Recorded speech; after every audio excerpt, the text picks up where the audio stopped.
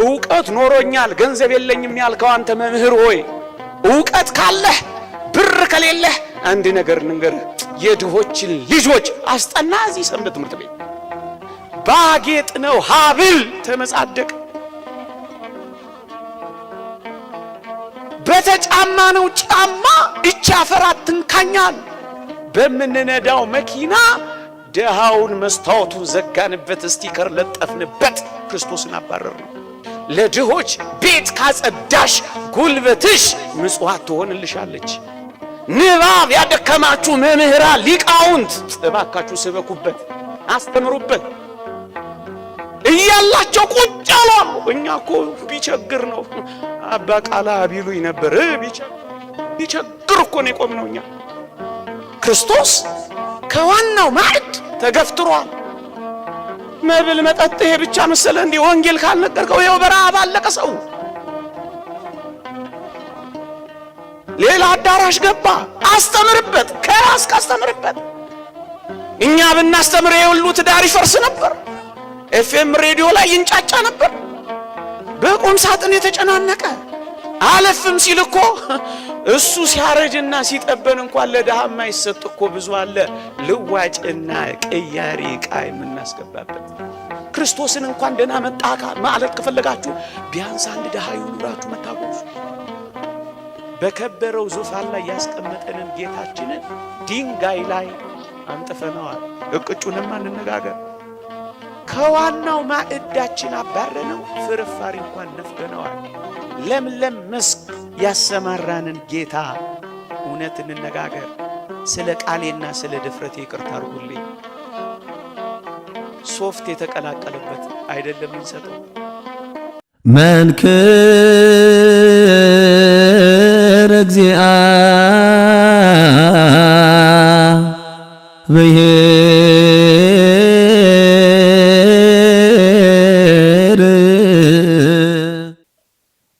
ዋና ርዕሰ ጉዳይ ነው ግን ደግሞ ብዙዎቻችን ችላ ምንለው በቁም ነገር ያልያዝ ነው አንድ ርዕሰ ጉዳይ አነሳለሁ ታስታውሱ ከሆነ ባለፈው ሳምንት ረቡዕ በአንድ ርዕስ ተማምረን ነበር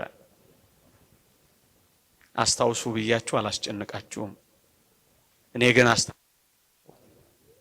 ክንፍ የሌለው ወፍ ብለን ስለ ጾም ተምረን ነበር አይደለ ዛሬ ደግሞ የተረሳው መቅደስ በሚል ርዕስ እንደ ንዑስ ርዕስ ከጾም ጋራ አብሮ የሚወሰድ አንድ መድኃኒት እንማራለን እግዚአብሔር ከሁላችን ጋር ይሁን የዛሬ ወር አካባቢ ታስታውሱ ከሆነ ስለ ጸሎት ተማምረን ነበር የዛሬ ሳምንት ስለ ጾም ሰምተናል ዛሬ ደግሞ አስደናቂ ስለሆነች አንዲት ህይወት ስለምትፈጽሟት ግን ደግሞ ብዙ ጊዜ ስንናገራት ችላ ስለምትባል ስለ አንዲት ህይወት እንማራለን የተረሳው መቅደስ ከጾም ጋር ይላል የክርስቶስ እውነተኛ መቅደስ የአማኙ ነፍስ ናት እናስጊጣት ልብስም እንስጣት ስጦታም ማንም ፈጋት በእርሷ ጌታን እንኳን ደህና መጣህ እንበለው ይላል የክርስቶስ እውነተኛው መቅደስ የአማኙ ነፍስ ናት ይልና እናስጊጠው ልብስም እንስጠው ስጦታም አንንፈገው የተወደደ ጌታችንን በእርሱ እንኳን ደህና መጣህ እንበለው ይላል ስለ ተረሳው መቅደስ ማስታወስ ፈልጌ ነው ህንጻ ቤተ ክርስቲያን መቅደስ ነው ማህበረ ምእመናን ስብስባችን መቅደስ ነው። አንድ ምእመን አንድ አማኝም ራሱ መቅደስ ነው። ይሄ ሊቅ ያለው በሶስተኝነት ስለጠቀስኩት ስለ አንዲት አማኝ ስለ አንድ ነፍስ ነው። የክርስቶስ መቅደስ ነው ይልና ልብስም እናልብሰው፣ እናስጊጠው፣ ስጦታም አንንፈገው ይልላችኋል። ሊቃውንት አሁን ስለምናገረው ነገር ሲያብራሩ ምን ይላሉ? እግዚአብሔር ከርሰ ነዳያንን የነዳያንን ሆድ መቅደስ አድርጎ የሚቀበላት መባ ስጦታ ምጽዋት ናት ይላሉ። እዩ፣ እግዚአብሔር በሰጪ አድሮ የሚሰጣት በድሆች ሆድ መቅደስነት ደግሞ የሚቀበላት ልዩ ስጦታ መባ ምጽዋት ናትና አንዱን አማኝ እናስጊጠው፣ እናልብሰው፣ ስጦታም አንንፈገው ይላል። ወገኖቼ የእግዚአብሔር ቤተ መቅደሶች ናችሁ የሚለውን የቅዱስ ጳውሎስን ቃል ያዙና እላይ በመግቢያዬ ላይ ያነሳሁትን የሊቁን ሐሳብ አጣጥሙት። ይኸውም በነባቢት ቤተ መቅደስ በድሆች ሆድ ውስጥ ለእግዚአብሔር የምትቀርብ ተቀባይነት ያላት ቁርባንማ የክርስቲያኖች ምጽዋት ናታ። እንደ ስጦታ የሚቀበላት በሚናገር መቅደስ በአማኝ ነፍስ ሆድ ውስጥ ሆኖ የሚያሸታት መልካሟ ቁርባን ምጽዋት ናት ይላሉ አባቶቻችን። ወገኖቼ እጅግ ደስ ስለሚለው ስራችን ጥቂት ልመስክር። እግዚአብሔር ይመስገን በዚህ ዘመን ያረጀ ቤተ መቅደስ እያደስን ነው። እግዚአብሔር ይመስገን። በዚህ ዘመን እግዚአብሔር ይመስገን የፈረሰ መቅደስ እየሰራን ነው። እግዚአብሔር ይመስገን። በዚህ ዘመን ባለፉት ጥቂት ዓመታት እንደምታስታውሱት በጅጅጋ እንኳን 5 በአላውያን በአረማውያን የተቃጠሉ መቅደሶቻችንን በአንድ ዓመት ውስጥ ሰርተናል። እግዚአብሔር ይመስገን። እግዚአብሔር ይመስገን የተዘጉ መቅደሶችን ከፍተን በዕጣን ሞልተን ሙጃ ሙጃ የሚሸተውን መክፈት ችለናል። ብዙዎች የተዘጋ እየከፈትን ነው። እግዚአብሔር ይመስገን። ሰው የሌለባቸውን እየጎበኘን ነው። እግዚአብሔር ይመስገን። ለቤተ መቅደስ የጎደለውን እያሟላን ነው። እያስጌጥን እያሸበረቅን ነው። እግዚአብሔር ይመስገን። ይህ ምንኛ ድንቅ ሥራ ነው ወገኖቼ። በዚህ ዘመን ያለን ሰዎች እየተመሰገንን ነው። እግዚአብሔር ይመስገን። እኔ ግን ሌላ የጋየ መቅደስ አሳያችኋለሁ። እኔ ግን ሌላ የተራቆሰ መቅደስ አሳያችኋለሁ። እኔ ግን ሌላ የዘመመ መቅደስ አስጎበኛችኋለሁ። እኔ ግን ሌላ የተዘጋበት ደጅ አሳያችኋለሁ። አዎ እግዚአብሔር ይመስገን። ለዚህኛው መቅደስ ብዙ ተግተናል። ግሩም ነው። ግንማ ሌላ የተረሳ መቅደስ አለ። ሌላ የወደቀ መቅደስ አለ። ሌላ የፈረሰ መቅደስ አለ። ሌላ የተዘጋ መቅደስ አለ። ሌላ ሐሩር የበላው መቅደስ አለን። እሱን መቅደስ አሳያችኋለሁ። ምእመናን ስንት ቤተ መቅደሶች እርቃናቸውን ቀርተው ይሆን? ስንት ቤተ መቅደሶች የሚለብሱት አጥተው ይሆን? ስንት ቤተ መቅደሶች የሚያፈስ ጣራ የሻገተ ምሰሶ እንደቀየር ስንቶች ጎርፍ ላይ ያድሩ ይሆን? ስንቶች ከላይ ዶፍ ከስር ጎርፍ እየወረደባቸው ይሆን? ስንት መቅደሶች እነዚህን መቅደሶች አረሳናቸው ይሆን? ስንት መቅደሶች ጋይተዋል? ስንት መቅደሶች ፈርሰዋል? ስንት መቅደሶች አዘመመዋል? ስንት መቅደሶች ጎዳና ላይ ወድቀዋል? ስንት መቅደሶች በረሃብ ምክንያት ጠውልገዋል?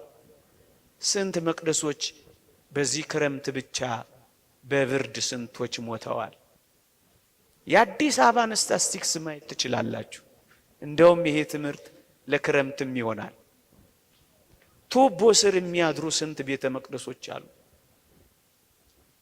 አባ ከና ሚል ያጡ ብርድ ልብስ የሚያለብሳቸው የተነፈጉ ብርድ አንጀታቸው ውስጥ ሲገባ ቤንዚል እየሳቡ የሚፈርሱ ስንት ሕፃናት ብሔራዊ ቲያትር ቆመዋል።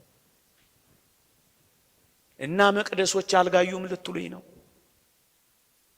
እና መቅደሶች አልፈረሱም ልትሉኝ ነው? እና መቅደሶች አልተረሱም ልትሉኝ ነው? እና መቅደሶች አላረጁም ልትሉኝ ነው? ወገኖቼ ስለዚህኛው ቤተ መቅደስ ማሰባችን አያስወቅሰንም። ያ መቅደስ ግን መርሳታችን ያስወቅሰናልና ነው የተረሳው ቤተ መቅደስ ያልኳችሁ። እዩ፣ በቅዱስ ዮሐንስ አፈወርቅ ዘመን ደሃ ወገናቸውን እየረሱ ልብ በሉ፣ ደሃ ወገናቸውን እየዘነጉ ከእግዚአብሔር ዋጋ የሚያገኙ እየመሰላቸው ቤተ ክርስቲያንን የወርቅና የብር ማከማቻ አድርገዋት ባየ ጊዜ ሊቁ ቅዱስ ዮሐንስ አፈወርቅ ተበሳጨ፣ መንፈሱም ተናደደበት እና ምን አለ መሰላችሁ? የሱን ቃል በቃል ነው ማነብላችሁ። ቁም ነገሩ ደሃ ወገናቸውን ረስተውታል። የእግዚአብሔርን ቤተ መቅደስ ግን በወርቅና በብር መከማቻ አድርገውት ሊበላሽ ደርሶ አይቶታል እና ምን አላቸው መሰላችሁ? እንዲህ አለ፣ ደሃ ወገንህ በረሃብ እየማቀቀ አንተ የጌታን ቤዛ በወርቅና በብር ዕቃዎች ብትሞላው ጥቅምህ ምንድነው? ነገር ግን አስቀድመህ ደሃውን አብላው፣ ደሃውን አጠጣው፣ እንዲሁም አልብሰው ይልና በመቀጠል ማዕዱን መንበሩን በፈለከው መልክ በወርቅም ይሁን በብር አስጊጠው። መጀመሪያስ እዚያ ጋር የወደቀውን፣ መጀመሪያስ እዚያ ጋር የተራበውን፣ መጀመሪያስ እዚያ ጋር የተራቆተውን እሱን መጀመሪያ፣ ከዛስ ከፈለክ በወርቅ ከፈለክ በብር ከፈለክ በእንቁ ከፈለክ በያስፔድ በፈለከው አስጊጠው አለ። መጀመሪያ ግን ያኛውን መቅደስ አትርሰው። እንደውም ይቀጥልና ለጥሙ ጠብታ ታክል ቀዝቃዛ ውሃ እንኳን ሳትሰጠው የወርቅ ጽዋን ስጦታ አድርገህ ለእግዚአብሔር ታመጣለታለህ ይላል። እዚያ እኮ ጠብታ ውሃ አጥቷል። አንተ ግን ለእግዚአብሔር የወርቅ ጽዋ በማምጣትህ በጣም ደስ የምታሰኘው ይመስልሃልን? ይልና ደሃ ወገንህ አካሉን የሚሸፍንበትን እራፊ ጨርቅ ለደሃ ወገንህ ነፍገኸው መንበሩን ግን በወርቅ ግምጫ ጨርቅ በማስጌጥህ ከጌታ ዘንድ የረባ ዋጋ አገኛለሁ ብለህ ታስባለህ? እንዲህ በማድረግ አምላክህን በስጦታ ልትሸነግለው ትፈልጋለህ ይላል። ምን ማለት ነው? እዩ፣ እዚያ ጋር የወደቀው ደሃ ወገንህ እሱ ራሱ አንዱ የክርስቶስ አካል ነው ይላል ሲያብራራ። ምክንያቱ ብራብ አበላችሁኝ ወይ? ራሱን። ብጠማ አጠጣችሁኝም ወይ? ራሱን። ብታረዝ አላለበሳችሁም ወይ? ድሃውን እኔ እያለ አካሉ ካደረገ ይላል እዚህ በወርቅ ሐር ያስጌጥከውን ሥጋ እዛ ጋር አራቅተዋልና እዚህም እዚያም አልብሰው። እዚህ ያከበርከውን ሥጋ እዛ ጋር ለምን አራቆትከው? ያንንም ሥጋዬ ይሄንንም ሥጋዬ ይለዋል እኮ። ታዲያስ በዚያ በኩል አራቁተዋል፣ በዚህ በኩል ግን አክብረዋል። እግዚአብሔር በዚህ ደስ የሚሰኝ ይመስልሃል ብሎ ነው የሚወቅሳቸው። የተወደዳችሁ ኦርቶዶክሳውያን አስቀድመህ ድሃ ወገንህን አስበው፣ መግበው፣ አልብሰው፣ ከዚያም ሥጋውንና ደሙን ባህር ጨርቅ አክብረው። በዚያ ያከበርከውን በዚያ ታራቁተው። ይህን ሥጋዬ እንዳለው ያንን ደግሞ አካሌ ብሎታልና ይለዋል። የተወደዳችሁ ኦርቶዶክሳውያን አያችሁ፣ የተረሳውንም መቅደስ አስታውሰው፣ ይሄንንም ደግሞ አክብረው። ያንን ዘለኸው ይሄን ብቻ ብታደርገው አምላክህ ደስ የሚሰኝብህ አይምሰልህ፣ ወይም በስጦታ ልትሸነግለው አትፈልግ ነው የሚለው። ይሄንን እያከበርክ ያኛውንም አትርሳው፣ ያኛውን ሳትረሳ ይሄንንም አክብረው። ኦርቶዶክሳውያን እስኪ የምር እንነጋገር። እንደ ክርስቲያን እንደ ኦርቶዶክሳውያን ድግሶቻችን፣ ሰርጎቻችን፣ በዓላቶቻችን፣ የቤተ ክርስቲያን ድግሶቻችን እንኳን ሳንቀር እስኪ እንነጋገር። የምንጠራቸው ሰዎች፣ የምንሰጣቸው የፊት ወንበሮች፣ ከተዘጋጀው ማዕድ እፍታውን ከላይ ከላይ የምናወጣላቸው እነማን ናቸው ወገኖች? እስኪ የምር እንነጋገር። እርግጠኛ ነኝ ክርስቶስ ማግኘት እፈልጋለሁ፣ ለክርስቶስም ስጦታ መስጠት እሻለሁ እንደምትሉ አስባለሁ። ወገኖቼ የድግሶቻችሁን፣ የሰርጎቻችሁን፣ የምርቃቶቻችሁን፣ የበዓላቶቻችሁን፣ የልደትና የክርስትና በዓላችሁን፣ የልጆቻችሁንም በዓል እንኳን ሳይቀር ተውቴ ሙት ዓመትና ተስካር እንኳን ሳይቀር የፊት ወንበሩ ለክርስቶስ ነው የሚለቀቀው። ለክርስቶስ የፊቱ ወንበር ሲለቀቅ ምን እንደሚሆን ታውቃላችሁ? እንዲህ ይላል የእግዚአብሔር ቃል፣ ላንብብላችሁ። ግብዣ ባደረክ ጊዜ ድሆችንና ጉንድሾችን፣ አንካሶችን፣ እውሮችንም ጥራ፣ የሚመልሱት ብድራት የላቸውምና ብፁዕ ትሆናለህ፣ በጻድቃን ትንሣኤ ይመለስልሃልና ይላል። ወገኖቼ ግብዣ ባደረጋችሁ ጊዜ የፊት ወንበሩ የድሆች ነው። የፊት ወንበሩ የምስኪኖች ነው። የፊት ወንበሩ የጉንድሾች ነው። የፊት ወንበሩ የተራቡት ነው። ቅድሚያውን እንግዲያው ስለ ክርስቶስ ነው የምትሰጡት። ለማን ነው የምትሰጡት? ወገኖቼ እውነት እንነጋገር ከተባለ ክርስቶስማ በዘበኛ ይባረር የለ በዚህ ዘመን። እውነት አሰብ በራችንን እንዘጋና እኛን የመሰሉትን እንጠራና አንጥራ እያልኩ አይደለም። እኛን የመሰሉትን እንጠራና ክርስቶስስ በር ይዘጋበታል፣ በዘበኛ ይባረራል። እውነት አሰብ እንደው ራሳችንን እንየው። አስከፋዋችሁ ይሆን? በዘበኛ ይባረራል፣ ክርስቶስማ በር ይዘጋበታል። ወገኖቼ በክንፉ ጥላ ስር ያሳረፈንን አምላክ እውነት እንነጋገር ከተባለ ክርስቶስንማ በፀሐይ አስመትተነው የለ? ፀሐይ ላይ አናሰጣቸው። እነሱ እኮ ክርስቶስ እኮ ናቸው። በፀሐይ ላይ ያሰጣታችሁታል። እጅግ ይደንቃል። በከበረው ዙፋን ላይ ያስቀመጠንን ጌታችንን ድንጋይ ላይ አንጥፈነዋል። እቅጩንማ እንነጋገር። ከዋናው ማዕዳችን አባረነው፣ ፍርፋሪ እንኳን ነፍገነዋል። በድብድብ የሚበሉት በሽሚያ የሚያገኙት አንዳንዴ እየተደባደቡ እንኳን ደማቸውን አፍስሰው የሚሄዱበት አይደለ ድግሶቻችን፣ ሰርጎቻችን። የታል ክርስቶስ?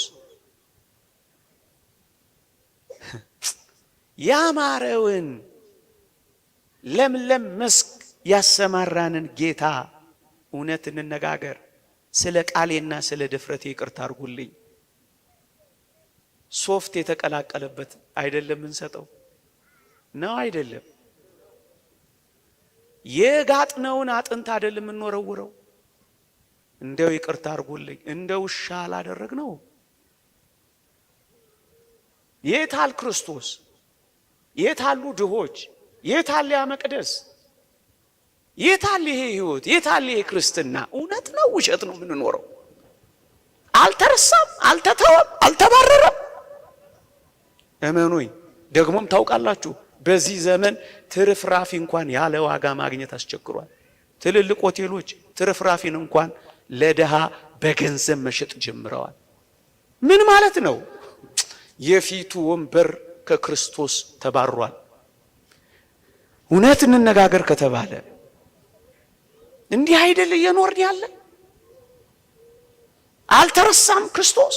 ሲተርፍ የምንሰጣቸው፣ ሲሻግት የምንወረውርላቸው፣ ቅራሪውን የምንጥልላቸው አይደለንም?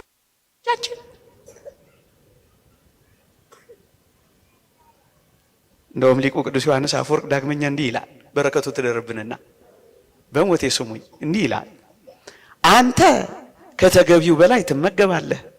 እየሰማችሁት ነው? እንዳይከፋችሁ። ቢከፋችሁስ እውነት ከመነገር ወደ ኋላ ይባላል። እንድንሰራው እኮ ነው። እውነት አሰብ። ከጾም ጋር አላልኳችሁ? ከምን ጋራ? ከምን ጋራ? ከጾም ጋራ አብሮ የሚወሰድ አላር አንዳንዴ ጨጓራ እንዳይነካ እያሉ አብሮ የሚሰጡት ከጾም ጋራ። አንተ ከተገቢው በላይ ትመገባለህ። ክርስቶስ የሚያስፈልገውን እንኳን አልበላም። አንተ የተለያዩ ኬኮችን ትበላለህ። ክርስቶስ የደረቀ የዳቦ ቁራሽ እንኳን አልበላም። አንተ የተጣራ የወይን ጠጅን ትጠጣለህ። እሱ ቀዝቃዛ ኩባያ ውሃ እንኳን አልሰጠኸውም። አንተ በለሰለሰና በተለበጠ አልጋ ትተኛለህ። ነገር ግን እርሱ በውጭ ሆኖ በቁር ያልቃል። አንተ ለክርስቶስ የሆኑትን ገንዘቦች ሁሉ ጨርሶ ወስደሃል። ለምን መሰላችሁ? ከነዚህ ከታናናሾቹ ለአንዱ ስላላደረጋችሁ ለእኔ ያላደረጋችሁም ስላለ እኮ ነው። የወደቀውን ረግጠ የገባው እኮ ክርስቶስ ነው። ለእኔ ያላደረጋችሁም። ምእመናን ማንንም መውቀሴ አይደለም። በዚህ ትምህርት ያላቸውን ለማሳፈር ፈልጌ አይደለም ወገኖቼ። ባለጠግነት በራሱ የሚነቀፍ አይደለም። እንዲህ አይነት ትምህርት ስናስተምር ባለጠጎችን የነቀፍን እንዳይመስላቸው። ባለጠግነት በራሱ የሚነቀፍ አይደለም ይላል ሊቁ አውግስጢኖስ።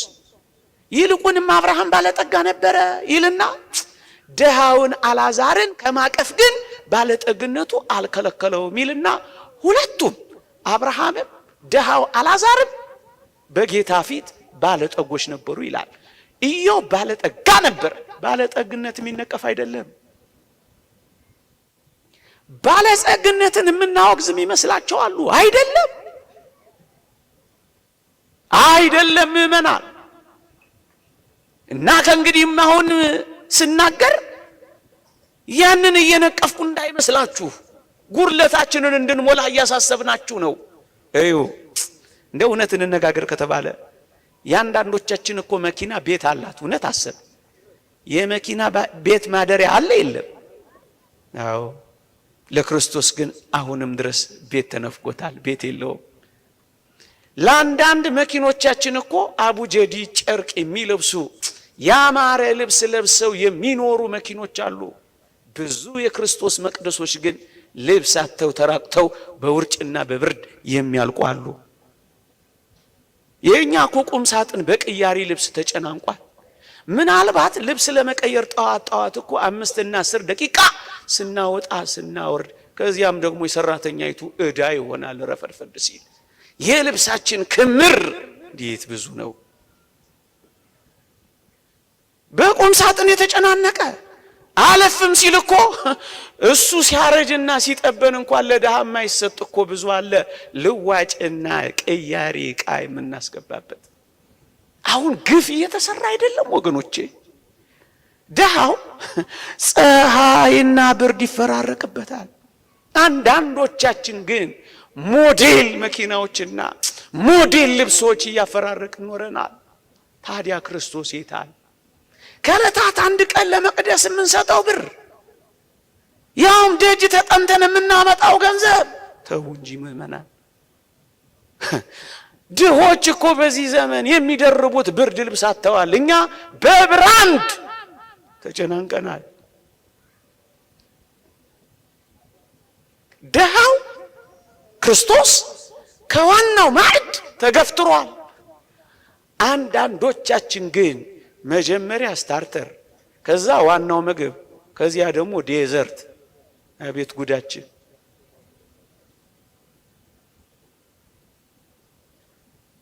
ባለፈው እንዳልነው የአንዳንዶቻችን ምግብ በጣም አስቀል ይሆናል። ጥሩ ሳሊ ያሸበረቀው ሸራም መስሏል። በልኩና በመጠኑ መኖር አቅቶናል። ፍርፋሪ እንኳን ማግኘት ተስኖታል። ወገኖቼ ታዲያ ይሄን ሁሉ ከተነጋገርን በኋላ በረሃብ ምክንያት ክርስቶስ በረሃብ ምክንያት ለሞት ከተቃረበ በጌጣጌጥ ያሸበረቀ እኛ ምናችን ነው ወገኖቼ? እርግጠኛ ነኝ ለጌታችን ለተወደደ መድኃኒታችን ስጦታ ስጡ ብላችሁ ሁላችሁም እጃችሁን እንደምታወጡ አምናለሁ። እውነት አስብ። ግን አሁን ያልኳችሁን በማድረግ ለክርስቶስ እንስጠው። መጽሐፍ ቅዱስ እንዲህ ይላል፣ መልካም በማድረግ እንጂ በሹሩባና በወርቅ ወይም በእንቁ ወይም ዋጋው እጅግ በከበረ ልብስ አይሸለሙ። እህቶቼ፣ እናቶቼ በመልካም ማድረግ ተሸለሙ። በልክና በመጠን ኑሩ። ወርቅና እንቁ በማድረግ ያጌጠ ልብስ በመጫማት በማድረግ በመልበስ ድሆችን አታስቀኑ። በልኩና በመጠኑ ኑሩ ነው እኮ የሚለው። ይልቁንም መልካም በማድረግ በትሩፋት ታጌጡ ዘንድ ውደዱ ነው የሚለው። ይሄ ትሩፋት ምንድን ነው? ልጆችን በመልካም ማስተዳደር፣ እንግዶችን መቀበል፣ የቅዱሳንን እግር ማጠብ፣ በክርስቶስ ምዑዛት መሆን። በዚህ በትሩፋት አጊጡ። መልካም በማድረግ አሸብርቁ እንጂ ልከኛ ሁኑ። መጽሐፍ ቅዱስ እንዲህ ይላል፣ በልብስ ጌጥ አትታበይ፣ በከበርክበት ወራት ራስን አታኩራ ይላል። ስንቶች ኩሮዎች ሆን በልብሳችን ምክንያት ኮራን። ባጌጥነው ሀብል ተመጻደቅ፣ በተጫማነው ጫማ እጅ አፈር አትንካኛል። በምንነዳው መኪና ደሃውን መስታወቱን ዘጋንበት፣ ስቲከር ለጠፍንበት፣ ክርስቶስን አባረር ነው። የክርስቶስ አድራሻው የት ነው ካላችሁኝ፣ በደሃ ወይም በእንግዳ ሰው ነው። እደግመዋለሁ፣ በደሃ ወይም በእንግዳ ሰው። አንድ ሊቅ የተናገረው ላንብብላችሁ። ክርስቶስ ዘወትር ወደኛ የሚመጣው በደሃ ወይም በእንግዳ ሰው ነው። ክርስቶስን እንኳን ደህና መጣ ማለት ከፈለጋችሁ ቢያንስ አንድ ደሃ ይኑራችሁ መታጎርሱ፣ አንድ ደሃ ይኑራችሁ መታለብሱ፣ አንድ ደሃ እንኳን ደህና መጣ በሉት ክርስቶስን። አባ ቢሾይ ትዝ አይላችሁ? እግዚአብሔር እገለጥልሃለሁ አለው ይላል። ባጭሩ ታሪኩን ላሳጥረው ሰዓቴ ስላለቀ፣ እገለጥልሃለሁ አለው ይላል። ለሕዝቡ ሁሉ አወጀ። እግዚአብሔር በተራራው ላይ ይገለጣል ብሎ ነገረ። ሕዝቡ ሁሉ ወደ ተራራው ተመመ። ተራራው ላይ ከመውጣታቸው በፊት ግን ተራራው ስር ግን አንድ ደሃ ተቀምጦ ነበር። ወዴት ነው የምትሄዱት ይላቸዋል። ዛሬ እኮ የተወደደ ክርስቶስ እኮ በተራራው ላይ ይገለጣል ብሎናል ይሉታል። ባካችሁ እኔም ጌታዬ ልየው ባካችሁ ሰዱኝ እያለ ይማጸናቸዋል። እነሱስ ክርስቶስን ለማየት ወደ ተራራው ግስጋሴ። ከዛስ ተከማቸ ህዝቡ። ልክ እዚህ ጉባኤ ላይ እንዳለው ተከማቸ። ማንን ጠበቃ? ክርስቶስ ይመጣል ብሎ ካሁን መጠበቅ ያዘ። መጨረሻ ላይ ደካማ የሆነው በጸሎት የበረታው አባ ቢሾይ እንደነገራቸው የእግዚአብሔር መገለጥ በተራራዋ ላይ ሊያይ ወደ ተራራው ግርጌ ሲደርስ አንድ ድሃ ተቀምጧል። ሰውን ሁሉ እንደለመነው አሁንም አባ ቢሾይ ለመነው። እባክህ አባቴ ሆይ ክርስቶስን ማየት እፈልጋለሁ፣ እባክህ ውሰደኝ አለው። አባ ቢሾይም በርከክ አለ። በሽምግልና ጉልበቱ በጃጀ ጉልበቱ በርከክ አለና ድሃውን ምን አረገው? ተሸከመው። ስዕሉ እንደዚህ ታገኙታላችሁ። አባ ቢሾይ ምእመናን ስንት ድሆችን ተሸክመን አሻግረናቸው ይሆን? ቀን አላልፍ ያላቸው፣ ዘመን የጨለመባቸው፣ ጉልበት የከዳቸው፣ ገንዘብ የራቃቸው፣ ጤና ያጡትን የተሸከምናቸው ሰዎች አሉ። ስንቶች እቺን ሀገር ተሸክሞ ተጥለው ይሆን? የምትሸከሙት በርከክ የምትሉለት አለ? የምትሸከሙት እንጃ። ተሸከሙ በርከክ ብሎ ተራራውን ሊወጣ። አዎ ከዛ ይዞት ወጣ። የሚገርመው ይታል ይሉታል። መጨረሻ ላይ ጌታችን ለአባ ቢሾይ እንዲህ አለው፣ ይሄ ሰው ሁሉ እኔን ለማየት ወጥቷል፣ እኔ ግን የነበርኩት በአባ ቢሾይ ትከሻ ላይ ነበርኩ። ማን ነበር ያ? ማን ነበር? ክርስቶስ። ደሃው እኮ ለካ አባ ቢሾይ ነው ተሸክሞት የሄደው። ክርስቶስን ማግኘት ትፈልጋላችሁ? ይሄው እዛ ጋር ወድቆላችኋል። ይሄው መንገድ ላይ ተሰጥቶላችኋል። ይሄው የሚበላው አትወድቆላችኋል። ይሄው የሚለብሰው አትወድቆላችኋል። አልብሱት፣ ክርስቶስን ታለብሱታላችሁ። አጉርሱት፣ ክርስቶስን ታጎርሱታላችሁ። እግዚአብሔርን ማግኘት ከፈለጋችሁ እንግዳ ሰው ይኖራችሁ፣ እግሩን እጠቡት፣ ሳሙት። ቢያንስ አንድ ሰው ይኖራችሁ፣ ጎብኙት። ኑሮ ማለት ይሄ ነው። ሌላው ከዚህ ጋር ተጨማሪ ነው። በኋላ ታረጋዋለህ። አንድ ጨከን ያለ ነገር ልንገራችሁ። እዚህ እኔና እናንተ ጎረቤት እዚህ ዝቅ ብሎ ቅዱስ እስጢፋኖስ ቤተክርስቲያን የዛሬ 6-7 ዓመት የሰማሁት ታሪክ አለ። ኤፍኤም ሬዲዮ ላይ ጋባዥ አጥማቂ መጥቶ ያጠምቅ ነበር መሰለኝ። እዛ አንዲት ታማሚ ሴት ከገጠሪቱ የሀገራችን ክፍል ታማሚ ናት፣ ልትጠመቅ እዚህ ትመጣለች አሉ። 3 ህፃናት አሏት። አንዱ ሚጠባ ነው። ታማ መጣች። እየተጠመቀች እዛ ማረፊያ አጣች። ደሳሳ ቤት እንኳን የላት። ከዛስ እዛ አንዱ ጥግ ለካ ታድራለች። እየተጠመቀች ታድራለች፣ እየተጠመቀች ታድራለች። ግን ታማሚ ናት። ማን አባከና ይበላት? በሩም የተዘጋ ነው። መጠለያውም ለሷ አይሆንም፣ የተከለከለ ነው። ኤፍኤም ሬዲዮ ላይ ነው የሰማሁት። ከጥቂት ቀናት በኋላ የዚህችን ሴት አንድ ልጇን ጅብ በላባት። ከዛ ወንዝ የሚወጡ ጅቦች ነው ይበሉት። አሁን ክርስቲያኖች አለን ይባላል በዚህ ዘመን። እናንተ ምንድነው ወጉ? የክርስትና ምንድነው ኑሮ? ምንድነው ህይወት? ወገኖቼ ይሄን ሁሉ ስናገር ምን ኖሮ ነው ይሄ ልጅ የሚጨቀጭቀን የሚል ሰው ሊኖር ይችላል። ምናልባት አንዳንዴ በእንዲህ አይነት ሚዲያዎችም ሲተላለፍ ይሄ ሰው ኢትዮጵያ ውስጥ እንዳለን አያውቅም እንዴ ሊሉኝ ይችላሉ። ምን ኖሮ ነው የምንሰጠው? ጤፍ እንደዚህ ገብቶ ምን ኖሮ ነው የምናካፍለው የሚለኝ ሰው ሊኖር ይችላል። ሲሆን እንዲሰጠን እርዳታ ጠይቅልን እንጂ ጭራይ ስጡ ትላለህ እንዴ ልትሉኝ ትችላላችሁ። አንዳንድ ሰው ካልበለጸገ በቀር መስጠት የማይሆን የሚመስለው ሊቁ ቅዱስ ዮሐንስ አፈወርቅ ግን እንዲህ ይለናል። ሁላችን ላንብበው በሞቴ ምን ይላል? ድህነትህ የቱንም ያህል ቢሆን እንኳን ይላል 2 ዲናር የለህምን? 2 እግሮች እኮ አሉህ፣ የታመመ ጠይቅበት። 2 አይን እኮ አለህ፣ የተሰቃየ እይበት። ቢያንስ ጣራ እኮ አለህ፣ ዝናብ የሚደበድቡ አስጠልልበት። ዲናር አለህ፣ የግድ ኪስህ ሊሞላ አይገባም። የግድ ቤትህ የሞላ ንብረት ሊኖር አይገባም። ከጾም ጋራ ይህንን እናድርጋ። ሀብት የሚባለው በኪስ የሞላው ቦርሳ ያጨቀው ጎተራ የከተተው አካውንት የተቀመጠው ብቻ አይደለም። ከዚያ የሚበልጥ ሀብት እኔ እናንተ ውስጥ አለ። አይና ስንቶች ይጽናናሉ። ፍቅር ብቻ የሚፈልጉ ስንቶች አሉ። አናታቸውን አሸት የሚያደርግላቸው የሚፈልጉ ስንቶች አሉ። እናንተ ማህበራት ጉባኤ ታዘጋጃላችሁ፣ እሰይ ጥሩ ነው። ስወርድ ስለማፍር ላልነግራችሁ እችላለሁ። ጉባኤ ማድመቅ ብቻ አይደለም፣ በር የተዘጋባቸው ተባያቸውን የሚያራግፍላቸው ቤታቸውን የሚያጸዳላቸው የሚፈልጉ አሉ። አባ ከና የሌላቸው አጽድቶ የሚያቆርባቸው የሚፈልጉ አሉ። ጉዞ ብቻ ነው እንዲህ አብዛኞቻችን የምናረገው። የነፍስ ምግብ ብቻ እኮ አይደለም፣ እዛም የተዘጋባቸው አሉ። ሰፈር ውስጥ ሰብሰብ በሉና እንዲህ አይነት ስራ እንስራ። የተራባ አይኑራ፣ የቁርሳችንና ጉርሳዋ ቢያንስ ሌላ ሁሉ ይቅር። 5 ሆነን አንድ ሰው ያቅተናል።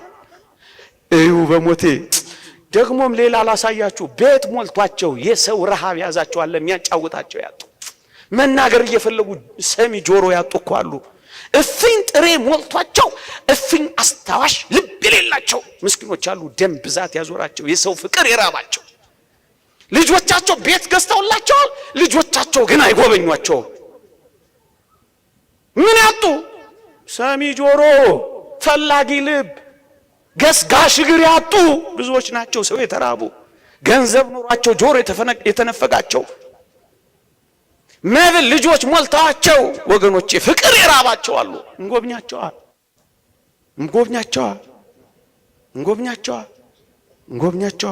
ሐዘን ይሰበራቸዋል። የልጅ ሐዘን ያቃጠላቸው በወር 1 ቀን ማጽናኛ አንተ ስማቸው።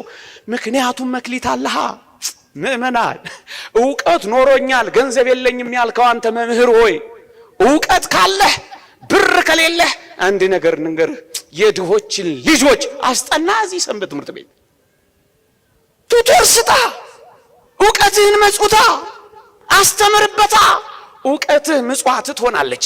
ለድሆች ቤት ካጸዳሽ ጉልበትሽ ምጽዋት ትሆንልሻለች። ሌላውን ሁሉ አታድርግ።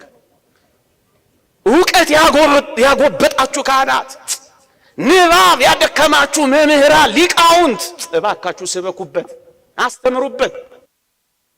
እያላቸው ቁጭ አሉ። እኛ እኮ ቢቸግር ነው አባ ቃላ ቢሉኝ ነበር። ቢቸግር ይሉኛል። ቢቸግር እኮ ነው የቆምነው እኛ አሉ ሊቃውንቱ። አስተምሩበት፣ እግዚአብሔር እንዳይጠይቃችሁ። የንስሐ ልጅ ገስጹበት፣ እግዚአብሔር እንዳይዛችሁ። ብራብ አላበላኸኝም ወይ ብጠማ አላጠጣኸኝም ወይ ይልሃል። መብል መጠጥ ይሄ ብቻ መሰለ እንዴ? ወንጌል ካልነገርከው ይኸው በረሃብ አለቀ ሰው። ሌላ አዳራሽ ገባ። አስተምርበት፣ ከያዝክ አስተምርበት። አፋቸውን አዘጋበት። የእግዚአብሔር መልእክተኛ ነውና ካህኑ ዕውቀትን ካንተ ይጠብቃሉ ይላል። ከከንፈሮች ዕውቀትን አፍልቅበት። ረሃቡን የእግዚአብሔር ቃል ረሃቡንና ጥሙን አስታግስበት። አንተንም ብራብ አላበላኸኝም ወይ ይልሃል ዲያቆኑ፣ ካህኑ፣ መምህሩ።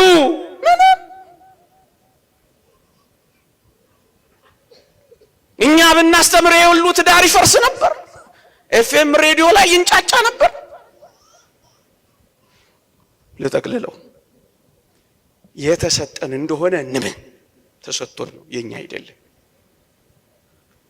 ካለ ገንዘብ ካለ እኔ እንዳካፍልለት በሀብት ላይ የሾመኝ ነው ይበል። ምናልባት በሀብት ላይ ተሾመሃል፣ ግን እንድታካፍል ነው። ሰብስበህ ጨርሰህ የክርስቶስን ገንዘቦች እንድትወስድ አይደለም፣ እንድታካፍል ነው። እንኳን አይደለም ገንዘብ፣ ታላላቅ የእግዚአብሔር ጸጋዎች እንኳን የጋራችን የሁላችን እኮ ናቸው። ፀሐይን ተመልከታት። ማን ነው የኔ ፀሐይ የሚላት? የኛ አይደለም እንላት።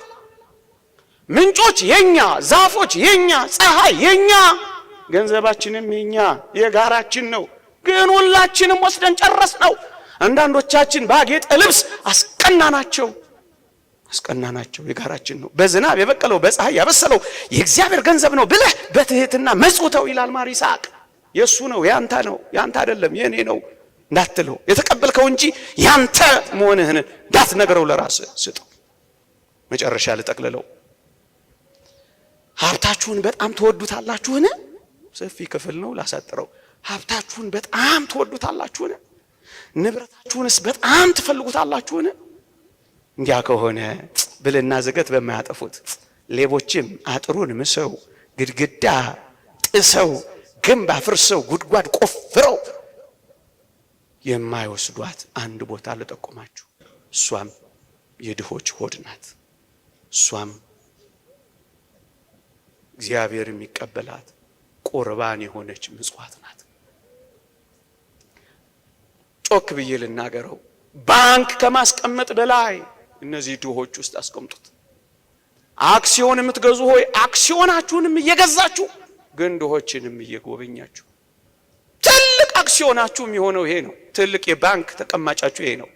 በአመፃ ገንዘብ እናንተን በመንግስተ ሰማያት እንዲቀበሉ ወዳጆችን አብጁበት። መልአከ ብርሃን ሰላማ የሚባሉ አንድ አባት እንዲህ አሉ ይባላል። በጣም ይበትናሉ፣ በጣም ድሆችን ይመገባሉ፣ በጣም ይጎበኛሉ። እና ምን ሆነ መሰላችሁ? ብዙዎች ተቿቸው። ምን ብለው እንዴት ነው ገንዘብህን ምን ብጠላ ነው እንደዚህ የምትበትነው አሏቸው አሉ። እሳቸው ምን ብለው ተናገሩ አሉ? እኔም ልጆቼም ኋላ ወደ ምን ሄድበት አስቀድሜ ብሰደው ገንዘቤን ጠላሁት ወይስ ወደድኩት አሉ። ኋላ ለምን ሄድበት አስቀድማችሁ ስደዱት፣ ገንዘባችሁን ምን ካላችሁት ከወደዳችሁት እና ይልቁንም በዚህና በሚመጡት ዘመናት እነዚህን ሐሳቦች ካላሰብን በቀር የተቸገር የደከም እየወደቅን እንደምንሄድ አትጠራጠሩ። አንድ ሩሲያዊ ጸሐፊ ካህን ቄስ ኦርቶዶክሳውያን በመጨረሻው ዘመን በምግብ ሰብል ራሳቸውን ካልቻሉ ዓለም ያጠፋቸዋል ይላል። እልቅ እየተጎራረስን፣ እልቅ እየተደጋገፍን፣ እልቅ እየተጎበኛኘን፣ እልቅ አለሁልሽ እየተባባል ይሄንን ዘመን ጠንክረነው እንለፍ። አንረሳሳ፣ አንቷቷው። ይቆየን። የእግዚአብሔር ቸርነት፣ የእመቤታችን አማላጅነት፣ የቅዱሳን በረከት ረድኤት አይለየን። እንድንተገብረው እግዚአብሔር ይርዳን። አሜን። አንዳንድ ሰዎች ጌታን ተቀበል ይላሉ። እንዴ ጌታን ተቀብለን ጌታ የተቀበላቸውን አለመቀበል ከመጽሐፍ ቅዱስ ሐሳብ ውጪ ነው። ድንግል ማርያም ወላዲት አምላክ ቅድመ ጸኒስ፣ ጊዜ ጸኒስ፣ ድህረ ጸኒስ፣ ቅድመ ወሊድ፣ ጊዜ ወሊድ፣ ድህረ ወሊድ፣ ከመጽነሷ በፊት ድንግል ነች፣ በጸነሰች ጊዜ ድንግል ነች፣ ከጸነሰችም በኋላ ድንግል ነች፣ ከመውለዷ በፊት ድንግል ነች፣ በወለደች ጊዜ ድንግል ነች፣ ከወለደችም በኋላ ድንግል ነች፣ እናትም ድንግልም ናት። ክብር ይግባት ወላዲት አምላክ። እግዚአብሔር ግን ከድንግል ማርያም ጋር ነው ስንል በልጅነት ነው፣ በሥጋ ወልዳው ነው። እኛ አባታችን ብለን የምንጠራውን እሷ የምትጠራው ልጄ ብላ። እኔ በዚያ ዘመን ብኖር ኖሮ ጌታን እወልደው ነበር ብለው በድፍረት የሚናገሩ ሰዎች አሉ። ስራ ያገኘን ሰዎች አሉ። ቆቅልሻችን የተፈታልን፣ ታሪካችን የተቀየረልን፣ እንባችን የታበሰልን፣ ነገራችን የተገለበጠልን፣ በድንግል ማርያም የተባረክን ሰዎች አለን። ከሚተረከው ታሪክ ከሚሰጣችሁ ምዕራፍና ቁጥር በላይ በሕይወታችን የተደረገልን እሱ ምስክር ነው። ወደን አይደለም ማርያም ማርያም ማርያም የምንለው በእሷ የተደረገልንን ስለምናውቅ ነው። እኛ ኦርቶዶክሳውያን ሁሉ ነገራችን ከእመቤታችን ጋር የተያያዘ ነው። ማንም ሰው ዛሬ መጥቶ የማርያምን ፍቅር ሊወስድብን አይችልም። እንደውም ክፉ ጎረቤት ዕቃ ያስገዛል ይባላል። መንክር እግዚአ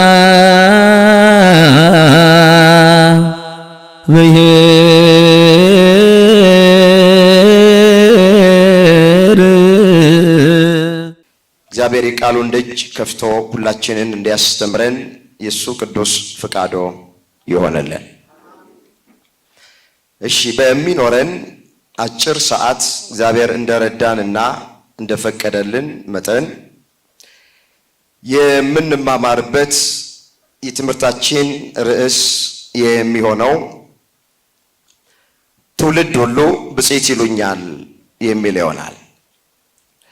ይህንን በርዕስነት ያነሳነውን ኃይለ ቃል በመጽሐፍ ቅዱሳችን ላይ ተመዝግቦ የምናገኘው በሉቃስ ወንጌል በምዕራፍ 1 ቁጥር 49 ላይ። እስኪ አንድ ጊዜ ላስቸግራችሁና ኃይለ ቃሉን በህብረት ለመናገር ሁላችንም ራሳችንን እናዘጋጅ። ትውልድ ሁሉ በሉ እስኪ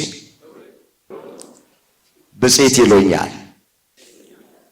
እግዚአብሔር የቃሉን ደጅ ለሁላችንም በቸርነቱ ይክፈትልን። ይህንን በርዕስነት ያነሳነውን ኃይለ ቃል በዚህ ስፍራ ላይ የተናገረችው እመቤታችን ቅድስት ድንግል ማርያም ናት። እስኪ አንድ ጊዜ ወደ ኋላ መለስ ብለን በርዕስነት ያነሳነውን ኃይለ ቃል የተነገረበትን ምክንያት መረዳት ይቻለን ዘንድ አንድ ታሪክ ባጭሩ እንመልከት። በዚህ ርዕስ ውስጥ በዋናነት የምናየው ስለ እመቤታችን ክብር፣ ስለ እመቤታችን ቅድስና፣ ስለ እመቤታችን ንጽህናና ምስጋና በርዕሱ ውስጥ እንደ እግዚአብሔር መልካም ፍቃድ እናያለን። ቆሞ ለመናገር ቁጭ ብለውም ለማድመጥ ጥበብ ከእግዚአብሔር ሲሰጥ ብቻ ነውና ለኔ ለባሪያው ተናጋሪ የሆነ አንደበትን ለእናንተም ለሰሚዎቹ አስተዋይ የሆነ ልቦናን ቸሩ አምላካችን እግዚአብሔር ለሁላችንም በቸርነቱ ያድለን። እስኪ አንድ ላይ በርዕስነት ያነሳነውን ቃል ተስማምታችሁ እስኪ ተናገሩት። እስኪ ሴቶች እህቶቼ ብቻችሁን ድምጻችሁን ከፍ አድርጉና ተናገሩ። እስኪ ወንዶች እግዚአብሔር ለሁላችንም የቃሉን ደጅ በቸርነቱ ይክፈተልን። በሉቃስ ወንጌል ምዕራፍ 1 ቁጥር 26 ተነስተን እየፈጠንን ወደ ርዕሳችን መሰረታዊ ሐሳብ እንመጣለን። ታሪኩ ሲጀምር እንዲህ ብሎ ነው የሚጀምረው። በ6 መልአኩ ገብርኤል ናዝሬት ወደምትባል ወደ ገሊላ ከተማ ከዳዊት ወገን ለሆነ ዮሴፍ ለሚባል ሰው ወደ ታጨች ወደ አንዲት ድንግል ከእግዚአብሔር ዘንድ ተላከ። የድንግሊቱ ስም ማርያም ነበረ ነው የሚለው። ይህ ታሪክ በእርግጠኝነት ለብዙዎቻችን እንግዳ የሆነ ታሪክ አይደል። ከልጅነታችን ጀምሮ ስንሰማ ያደግነው ታሪክ ነው። ማለዳ ማለዳ ቃልህ አዲስ ነው ታማኝነትህም ብዙ ነው ተብሎ ስለተጻፈ አዲስ የሆነውን ቃል እንደ እግዚአብሔር መልካም ፈቃድ እንነጋገራለን። 6ኛው ወር የሚለው ከየት ተነስቶ ቆጥሮ ነው ስንል የካህኑ የዘካርያስ ሚስት ቅድስት ኤልሳቤጥ እግዚአብሔር በተመለከታት፣ እግዚአብሔር በጎበኛት፣ ነቀፌታዋንም ባስወገደላት በ6ኛው ወር ማለት እሱ ነው። ወገኖቼ እግዚአብሔር የሚመለከትበት ጊዜ አለ። ሁላችንን የሚጎበኝበት፣ እንባችንን የሚያብስበት፣ ታሪካችንን የሚቀይርበት፣ ነገራችንን የሚገለብጥበት፣ እንቆቅልሻችንን የሚፈታበት የራሱ የሆነ ጊዜ እግዚአብሔር አለ። ኤልሳቤጥን ተመለከታት። ተዘግቶ የነበረ ማህፀኗን ከፈተላት። ደርቆ የነበረ ማህፀኗን አለመለመላት። 6 ወር የሚለው ቅዱስ ዮሐንስን በጸነሰች በ6ኛው ወር ማለት ነው። አምላካችን እግዚአብሔር በትዳር ውስጥ እየኖሩ በልጅ ያልተባረኩትን እህቶቻችንን እግዚአብሔር በቸርነቱ ይጎብኘልን። እግረ መንገዳችንን መጽሐፍ ቅዱስን ስናነብ በመጽሐፍ ቅዱስ ላይ 7 መካኖች አሉ። 6ቱ መካኖች ወልደዋል። ያልወለደችው አንዷ ብቻ ናት። እሷም ሜልኮል እየተባለች ትጠራለች። ታውቃላችሁ፣ ሳራ በይስሐቅ ተጎብኝታለች። ርብቃ በኤሳውና በያዕቆብ ተጎብኝታለች። ራሔል በዮሴፍ፣ ሐና በሳሙኤል፣ የማኑሄ ሚስት እንትኩ ትባላለች በሶምሶን።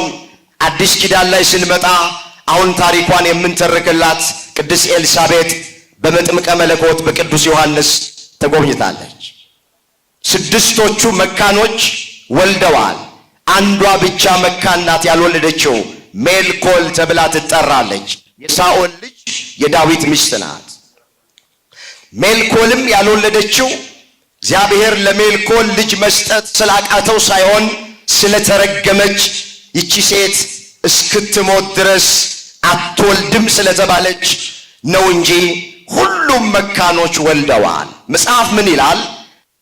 ያን ከመሬት የሚያነሳ ምስኪኑን ከፋንድያ ላይ ከፍ ከፍ የሚያደርግ መካኒቱን በቤት ደስ የተሰኘች የልጆች እናት የሚያደርጋት እግዚአብሔር ነው ተብሎ ተጽፏል። እዛ መዝሙር 112 ቁጥር 8 ላይ የተመዘገበ እግዚአብሔር ቃል። እንመለስ። በስድስተኛ ወር መልአኩ ቅዱስ ገብርኤል ከእግዚአብሔር ዘንድ ተልኮ ወደ አንዲት ድንግል መጣ።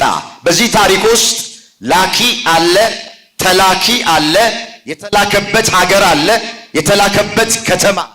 ላኪው እግዚአብሔር ነው። የተላከው ቅዱስ ገብርኤል ነው። የተላከበት ሀገር ገሊላ ነው። ከተማይቱ ናዝሬት ትባላለች። ተልኮ የመጣው ወደ እመቤታችን ወደ ቅድስት ድንግል ማርያም መጥቶ ምንድነው ያላት? ጸጋ የሞላብሽ ሆይ ጌታ ካንቺ ጋር ነውና ደስ ይበልሽ አላት። ጸጋ ልሞላብሽ መጣው አላላትም። አስተውሉ። ጸጋ የሞላብሽ ሆይ ነው ያላት። በዚያን ዘመን የነበሩት ሕዝቦች ጽድቃቸው እንደ መርገም ጨርቅ ሆነባቸው ነበር። በደላቸው እንደ ንፋስ ወስዷቸው ነበር። ኃጢአታቸውም እንደ ቅጠል አርግፏቸው ነበረ። በእነዚህ ሕዝቦች መካከል እመቤታችን እየኖረች ጸጋ ግን የተሞላች ነበረች። ስሟ የተመሰገነ ይሆን። በትንቢተ ኢሳይያስ ምዕራፍ 64 ቁጥር 6 ላይ ምን ተብሎ ነው የተጻፈው? ሁላችን እንደ እርኩስ ሰው ሆነናል፣ ጽድቃችንም እንደ መርገም ጨርቅ ሆኖብናል። በደላችን እንደ ንፋስ ወስዶናል፣ ኃጢአታችንም እንደ ቅጠል አርግፎናል ነው የሚለው መጽሐፍ። ኢሳይያስ 64 ቁጥር 6 ላይ የተመዘገበ የእግዚአብሔር ቃል። በእነዚህ ሕዝቦች መካከል እመቤታችን እየኖረች አስቀድማ በአምላክ ልቡና ታስባ ስለነበረ ጸጋ የሞላባት ነበረች። ምን የሞላባት ነበረች? ንገሩኝ። ምን የሞላባት? ይኸውላችሁ አንድ ሰው ወይ አንድ ጸጋ ወይ ሁለት ጸጋ ሊሰጠው ይችላል። ማንም ሰው ከፍጥረታት መካከል ከእመቤታችን በስተቀረ ጸጋ የሞላበት ማንም የለም። ቅዱስ ጳውሎስ ምንድን ነው ያለው? የጸጋ ስጦታ ልዩ ልዩ ነው፣ መንፈስ ቅዱስ ግን አንድ ነው አለ። አገልግሎት ልዩ ልዩ ነው፣ ሁሉን በሁሉ የሚያደርግ እግዚአብሔር ግን አንድ ነው ተብሎ ተጽፏል። እዛ አንደኛ ቆሮንቶስ ምዕራፍ 12 ቁጥር 4 ላይ ለአንዱ የማስተማር ጸጋ ይሰጠዋል አለ ሐዋርያው። ለአንዱ መናፍስትን የመለየት ጸጋ ይሰጠዋል አለ። ለአንዱ ተአምራት የማድረግ ጸጋ ይሰጠዋል። ለአንዱ የመዘመር የማመስገን ጸጋ ይሰጠዋል። አሁን እዚህ ውስጥ የተለያየ ጸጋ ያለን ሰዎች አለን። የመዘመር ጸጋ ያለን ሰዎች አለን። የማስተማር ጸጋ ያለን ሰዎች አለን። የመቀደስ ጸጋ ያለን ሰዎች አለን። መቅደስ ውስጥ ገብተን የመቀደስ ጸጋ ያለን ሰዎች አለን። ብቻ አንድ ሰው ወይ አንድ ወይ ሁለት ጸጋ ይሰጠዋል። ማንም ሰው በጸጋ ሙሉ መሆን አይችልም። እመቤታችን ግን መልአኩ እንደተናገረ ጸጋ የሞላባት ናት። አባቶቻችን ምንድነው የሚሉት? ምልዕተ ጸጋ ይላቷል። ጸጋን የሞላባት ነበረች። ሁሉም ጸጋ እመቤታችን ጋር አለ። ክብር ይግባት ወላዲተ አምላክ። ጸጋ የሞላብሽ ሆይ ጌታ ካንቺ ጋር ነውና ደስ ይበልሽ አላት። ጌታ ከማን ጋር ነው አላት? አቤት የሁላችሁ እግዚአብሔር ከኛ ጋር ከመሆን በላይ ምን የሚያስደስት ነገር አለ? እንኳን እግዚአብሔር ከኛ ጋር ሆኖ ስመጥር የሆኑ ሰዎች፣ ባለጸጋ የሆኑ ሰዎች፣ ባለጊዜ የሆኑ ሰዎች አለውልህ አለውልሽ እኔ ካንቺ ጋር ነኝ እኔ ካንተ ጋር ነኝ ሲለን ውስጣችን እኮ ደስታ ይሰማዋል አይደለም? ጠዋት ማታ ወደ መቅደሱ የምንገሰግሰው የምንጾመው 3 ሰዓት ቆመን የምናስቀድሰው እንዲህ ባለ ጉባኤ ቁጭ ብለን የእግዚአብሔርን ቃል የምንሰማው እግዚአብሔር ከኛ ጋር እንዲሆን እኮ ነው። ጌታ ካንቺ ጋር ነው አላት። ወገኖቼ እግዚአብሔር ከኛ ጋር ቢሆን በረድኤት ነው፣ በበረከት ነው፣ በጸጋ ነው። እግዚአብሔር ግን ከድንግል ማርያም ጋር ነው ስንል በልጅነት ነው፣ በሥጋ ወልዳው ነው። እኛ አባታችን ብለን የምንጠራውን እሷ የምትጠራው ልጄ ብላ ነው። ምን ብላ? ልጄ ብላ ነው የምትጠራው። ጌታ ካንቺ ጋር ነውና ደስ ይበልሽ፣ አንቺ ከሴቶች መካከል ተለይተሽ የተባረክሽ ነሽ አላት። እስኪ አንቺ በሉ። ከሴቶች መካከል ተለይተሽ የተባረክሽ ነሽ። ምን ያልሽ ነሽ? አንዳንድ ሰዎች እሷ ከማን ትበልጣለች ብለው የሚናገሩ ሰዎች አሉ። እኔ በዚያ ዘመን ብኖር ኖሮ ጌታን እወልደው ነበር ብለው በድፍረት የሚናገሩ ሰዎች አሉ። እግዚአብሔር ልብ ይስጣቸው። መልአኩ ግን ምንድን ያላት? አንቺ ከሴቶች መካከል ተለይተሽ የተባረክሽ ነሽ፣ መትሕተ ፈጣሪ መልዕልተ ፍጡራን ነሽ። በቤተ ክርስቲያናችን ድንግል ማርያም ከፈጣሪ በታች ከፍጡራን ሁሉ በላይ የከበረች ናት ነው ብለን ምናምን። እሷ ከሴቶች መካከል የተለየች ናት። ስለ ብዙ የተነገረ ቃል ነው። በእርግጠኝነት ብዙዎቻችሁ አሁን በዚህ ሱባኤ ጠዋት ቤተ ክርስቲያን እየሄዳችሁ ውዳሴ ማርያም ትርጉም ትሰማላችሁ። ቅድስት ሆይ ለምኝልኝ የሚለውን ሊቁ ሲፈታው ምንድን ነው የሚለው? ወይም ከሴቶች ተለይተሽ የተባረክሽ ነሽ የሚለውን ሲፈቱት ምንድን ነው መተርጉማ ነው የሚሉት? ስለ ሶስት የተነገረ ቃል ድንግል ማርያም ከሴቶች መካከል ልዩ የሆነችበት የመጀመሪያው ምክንያት፣ ሌሎች ሴቶች ከመጸነሳቸው በፊት ድንግል ሊሆኑ ይችላሉ። በጸነሱ ጊዜ ድንግልናቸውን ያጣሉ። ከጸነሱም በኋላ ድንግልናቸውን ያጣሉ። ሌሎች ሴቶች ከመውለዳቸው በፊት ድንግል ሊሆኑ ይችላሉ። በወለዱ ጊዜ ግን ድንግልናቸውን ያጣሉ። ድንግል ማርያም ወላዲት አምላክ ቅድመ ጸኒስ፣ ጊዜ ጸኒስ፣ ድህረ ጸኒስ፣ ቅድመ ወሊድ፣ ጊዜ ወሊድ፣ ድህረ ወሊድ። ከመጸነሷ በፊት ድንግል ነች። በጸነሰች ጊዜ ድንግል ነች። ከጸነሰችም በኋላ ድንግል ነች። ከመውለዷ በፊት ድንግል ነች። በወለደች ጊዜ ድንግል ነች። ከወለደችም በኋላ ድንግል ነች። እናትም ናት፣ ድንግልም ናት። ክብር ይግባት ወላዲት አምላክ። አንዲት ሴት ከወለደች በኋላ ድንግልናዋን ታጣዋለች። እመቤታችን ልጅ አላት፣ ግን ድንግል ነች። በዓለም ላይ አንድ ሴት ብቻ ልጅ ካላት በኋላ ድንግል ተብላ የምትጠራ አንድ ሴት አለች። እሷ ማናት? ስሟን ጥሯት። ማናት? አመስግኗት ከልባችሁ። ክብር ይግባት ወላዲተ አምላክ። ሁለተኛ አንቺ ከሴቶች መካከል ተለይተሽ የተባረክሽ ነሽ ያላት መልአኩ በዚህ ነው። ሶስተኛ ድንግል ማርያም ከሴቶች መካከል የተለየችበት ምክንያት ምንድነው ስንል ሌሎች ሴቶች ቢወልዱ ነገስታትን፣ መኳንንትን፣ መሳፍንትን፣ ጳጳሳትን፣ ስመጥርና ዝነኛ ሰዎች ሊወልዱ ይችላል። እሷ ግን የወለደችው ሁሉን አስረጅቶ የሚኖረውን በሞት ላይ ስልጣን ያለውን አሕዛብን በብረት በትሩ የሚገዛውን የነገስታት ንጉሥ የአማልክት አምላክ የጌቶች ጌታ የኃያላን ኃያል የሆነውን መድኃኔ ዓለም ኢየሱስ ክርስቶስን በመውለዷ ከሴቶች ሁሉ ድንግል ማርያም የተለየች ናት። ሶስተኛ ከሴቶች ልዩ ያደረጋት ነገር ይህንን አለ መልአኩ። ከዛ በኋላ እመቤታችን ታሪኩ እንደምናውቅ ይህ እንዴት ያለ ሰላምታ ነው ብላለች። ማርያም ሆይ አትፍሪ፣ በእግዚአብሔር ፊት ሞገስ አግኝተሻል አላት። እንፍጠንና ወደ ርዕሳችን ጋር እንምጣ፣ ሰዓታችሁ እንዳልወስድባችሁ። እስኪ ማርያም ሆይ በሉ። በእግዚአብሔር ፊት ሞገስ ጸጋ አግኝተሻልና አትፍሪ። ምን አትበይ? አትፍሪ አላት። አሁን አንዳንድ ሰዎች መልአኩ በተገለጠ ጊዜ አትፍሪ ብሏታል ብለው የሚናገሩ ሰዎች አሉ። ወገኖቼ ለመላእክት ፍርሃትን አርቆ የመናገር ልማድ ስላለ በዚያ ልማድ ነው የተናገረው እንጂ እመቤታችን መልአኩን ስታይ ስለፈራች አይደለም አትፍሪ አላት። ታውቃላችሁ መጽሐፍ ቅዱስ የምታነቡ ሰዎች በብሉይ ኪዳን ለጌዲዮን ሲገለጥ መልአኩ አትፍራ ብሎታል። ሙሴን አትፍራ ብሎታል። ዳንኤልን አትፍራ ብሎታል። ወደ አዲስ ኪዳን ስንመጣ የቤተልሔም እረኞችን አትፍሩ ብሏቸዋል። ካህኑ ዘካርያስን አትፍራ ብሎታል። በዚያ ልማድ እመቤታችንን አትፍሪ አላት።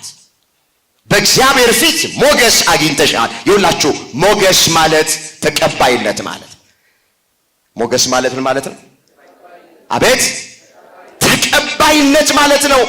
በእግዚአብሔር ፊት ሞገስ የነበራቸው እነ አብርሃም፣ በእግዚአብሔር ፊት ሞገስ የነበራቸው እነ ሙሴ፣ በእግዚአብሔር ፊት ሞገስ የነበራቸው እነ ሄኖክ፣ ሌሎቹም ደጋግ አባቶች የእምነት አርበኞች የለመኑት ልመና በሙሉ ተፈጽሞላቸዋል። እመቤታችን በእግዚአብሔር ፊት ሞገስ ስላላት የምትለምነው ልመና ሁሉ ይፈጸምላታል። አሁንም ምን አላት? ጸጋ ሞገስ አግኝተሻል፣ ልጅ ትወልጃለሽ፣ ስሙንም ማን ትይዋለሽ? ተስማሙና ንገሩኝ፣ ማን ትይዋለሽ? ቅዱስ ገብርኤል አማኑኤል ትይዋለሽ አላለ። ስሙንም ማን ትይዋለሽ? ኢየሱስ ትይዋለሽ አላት። ወንድ ልጅን ነው የምትወልጂው ነው ያላት። ስሙንም ኢየሱስ ብለሽ ትጠራዋለሽ አላት። ኢየሱስ ማለት የስሙ ትርጉም መድኃኒት። ኢየሱስ ማለት ምን ማለት ነው? አቤት መድኃኒት፣ የሥጋም መድኃኒት የነፍስም መድኃኒት።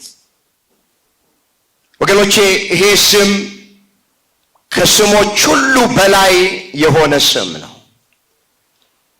ጉልበት ሁሉ እንዲንበረከኩለት የታዘዘ ስም ነው።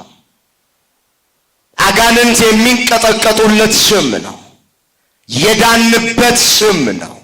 የምንድንበትም ስም ነው። ወንድ ልጅን ትወልጃለሽ፣ ስሙንም ማን ትይዋለሽ? ወንድ ስለማላውቅ እንዴት ይሆንልኛል አለች። ድንግል ስለሆንኩኝ እንዴት ይሆንልኛል አላለች እመቤታችን።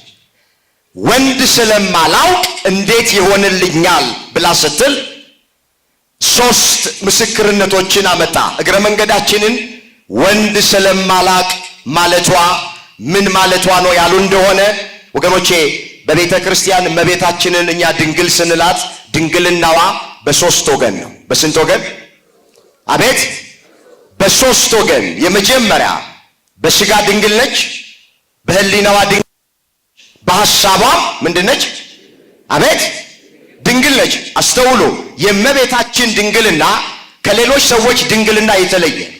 ሌሎች ሴቶች በስጋ ድንግል ቢሆኑ በሐሳባቸው ድንግል መሆን አይችሉም። ጠይም ሲያዩ ጠይም ይመኛል፣ ቀይ ሲያዩ ቀይ ይመኛል፣ አጭር ሲያዩ አጭር ይመኛል፣ ረጅም ሲያዩ ረጅም ይመኛሉ። በህሊናቸው ያመነዝራሉ። አንዲት ሴት በስጋዋ ድንግል ብትሆን በህሊናዋ ድንግል መሆን አትችልም። እመቤታችንን እኛ ድንግል ናት ስንላት ድንግል በህሊናዋ፣ በሐሳቧ፣ በስጋዋ ወንድ ስለማላውቅ ይህ እንዴት ይሆንልኛል ማለት እኔ የማግባትም ሐሳብ የለኝም፣ የመውለድም ሐሳብ የለኝም፣ ስለ ተቃራኒ ጾታ ስለ ወንድ አስቤ አላውቅም ማለቷ። የሐሳብም ድንግልና ነው ያላት እሷ። ከዛ ሶስት ምስክርነት አመጣ ምስራቹን እንድትቀበል። አንደኛ ምን አላት? መንፈስ ቅዱስ ባንቺ ላይ ይመጣል አላት።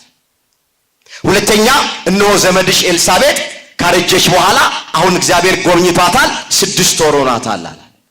ሶስተኛ በውኑ ለእግዚአብሔር የሚሳነው ነገር አለን አላት። ሶስት ማስረጃዎች አመጣ የምስራቹን አሜን ብላ በጸጋ እንድትቀበል። እንዳትረሱ። የመጀመሪያው ምንድነው ያላት? ስራውን የሚሰራው መንፈስ ቅዱስ ነው አላት። ስራውን የሚሰራው ማን?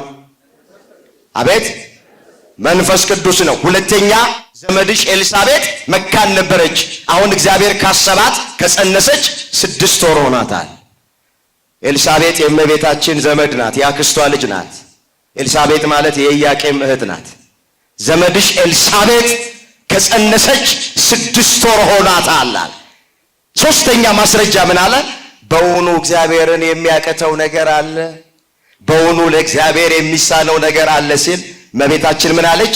ይኩነኒ በከመ ትቤለኒ፣ እነሆኝ የጌታ ባሪያ እንደምን ይሆንልኝ? ጨርሶት እንደምን ይሆንልኝ? እንደ ቃል ይሆንልኝ። ለእግዚአብሔር የሚሳነው ነገር እንደሌለ አምናለሁ አለች። ምን እላለሁ? አቤት እነሆኝ የጌታ ባሪያ። እኔ ይህን ቃል ሳነብ በጣም ይገርመኛል። እነሆኝ የጌታ እናት አላለች፣ እነሆኝ የጌታ ባሪያ ነው ያለችው። መልአኩ ቃል ለቃል እያናገራት ጌታችን መድኃኒታችን ኢየሱስ ክርስቶስን ጸንሳ የእግዚአብሔር ልጅ ኢየሱስ ክርስቶስን ለመውለድ ተመርጣ እመቤታችን ለመልአኩ የመለሰችለት እነሆኝ የጌታ ባሪያ ነው ያለችው። ራሳችንን እንደ እመቤታችን ዝቅ እንድናደርግ ሁላችንን በቸርነቱ ይርዳል። መጽሐፍ ሁሉን ባደረጋችሁ ጊዜ የማንጠቅም ባሪያዎች ነን በሉ ተብሎ ነው የተጻፈው እዛ ሉቃስ 17 ቁጥር 10 ላይ። እስኪ ቃሉን ከኔ ተናገሩ። ሁሉን ባደረጋችሁ ጊዜ የማንጠቅም ባሪያዎች ነን በሉ። ይኸውላችሁ የክርስትና ልዩ ምልክቷ ትህትና ናት። ትህትና ማለት ከኔ ባልንጀራ ይሻላል ማለት ነው። ትህትና ማለት ከኔ ወንድሜ ይሻላል ማለት ነው። ትህትና ማለት ከኔ እህቴ ትሻላለች፣ ከኔ መምህር ከሌ ይሻላል፣ ከኔ አባ ከሌ ይሻላሉ፣ ከኔ ዘማሪ ከሌ ይሻላል ማለት ነው። እመቤታችንን የምንወዳት ከሆነ ከሷ የምንማራቸው ብዙ ነገሮች አሉ። ቅድስና እንማራለን። ለእግዚአብሔር የሚሳነው ነገር እንደሌለ ማመንን እንማራለን። ንጽህናን እንማራለን። ትህትናን እንማራለን። እናት ሆና ሳለች ባሪያ ነው ያለችው።